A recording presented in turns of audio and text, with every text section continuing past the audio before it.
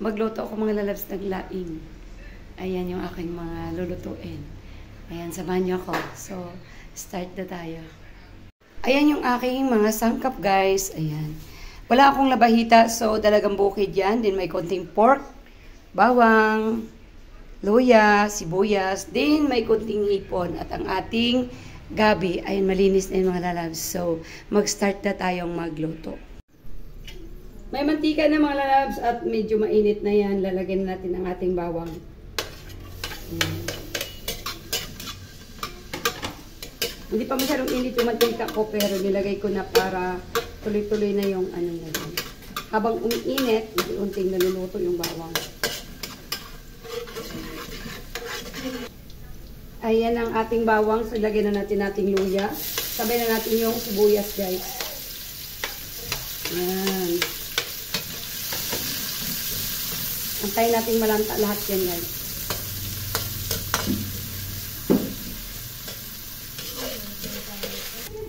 Goods na yun, mga lalabs. Kaya ilagay na natin yung konting pork. Taba sana, walang taba. Ito lang yung nakahagilap kong pork sa aking rest, guys. Ito na lang yung natira. May konting taba na yun naman. Yan. Gisa lang natin ng maigi. Bango. Bango na lang. Amoy ko na yung luya, bawang at saka sibuyas.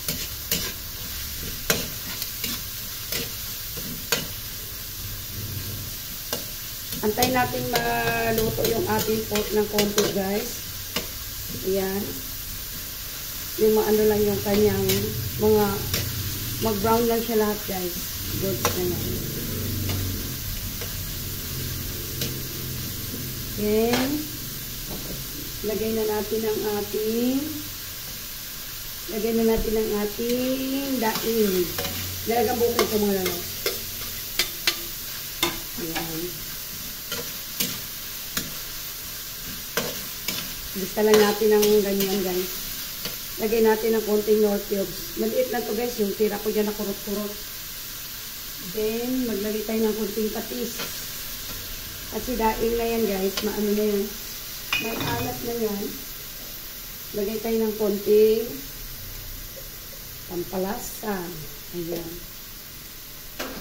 Then, tuloy natin sa mikos-mikos mga lalaki. Hayaan muna natin siyang ganyan mga lalaki. No?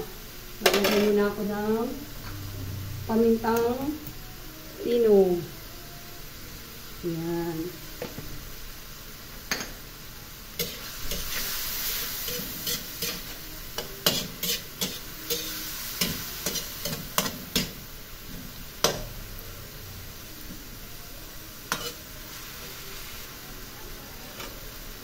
Pwede na yung mga lalag. So, ilagay ko na yung pangalawang piga ng gata. Pangalawang piga ito mga lalag. Ayan. Ayan. Antayin ko muna siyang kumulo. Ganun ako magluto ng ano, guys. Ng gabi. Antayin ko muna siyang kumulo.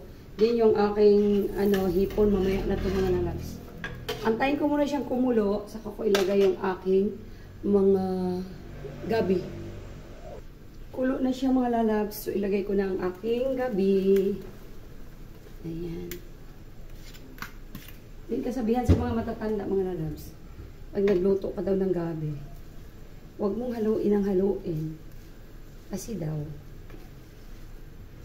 alam nyo na, kakate. So hindi natin yung hahaluin. Hayaan lang natin siyang ganyan at tatakpan lang natin mga lalabs.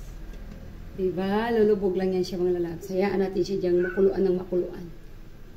Ano na yung baltic Dito sa may saan yan? Ayan na yung ating laing mga lalabs. Unti-unti na siyang lumalambot. Alisin ko na yung takip para ma-absorb yung mga tubig na yan. At mamaya maglagay tayo ng kakang-gata.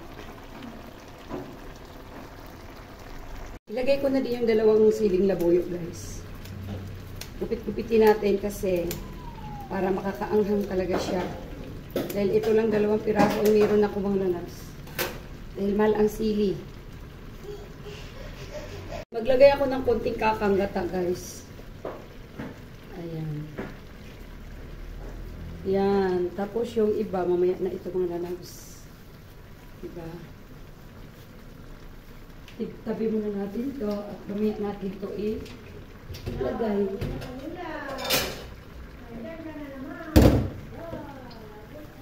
Marami tong ano guys, marami yung kakanggata ko kasi dalawa tong nyug ko guys.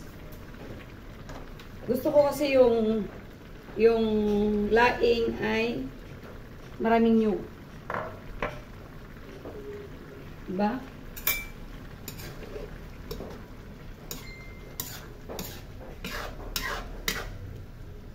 Yan. Hayaan ko muna siya dyan mga lalabs.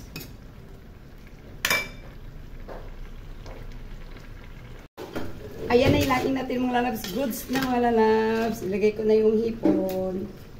Yan. Tapos, antayin na lang natin ng ilang ano guys. Ilagay ko na yung kakanggata. Ayan. Tinakpan ko yung hipon. Pinaluluto ko muna.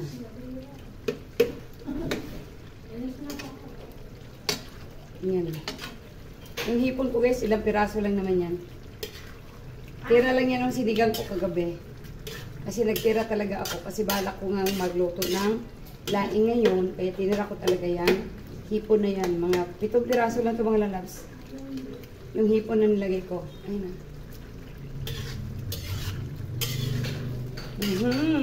Smells good guys. Sarap. Ilagay ko na yung tira kong kakanggata guys. Yan. Then pakuluin na lang natin ito ng ilang kulong mga lalabs. Goods na ito mga lalabs. Nako, mapadami na naman ako ng kain. Ng kanin. Pag ganito ulam guys, no? Mapadami ka talaga ng kain.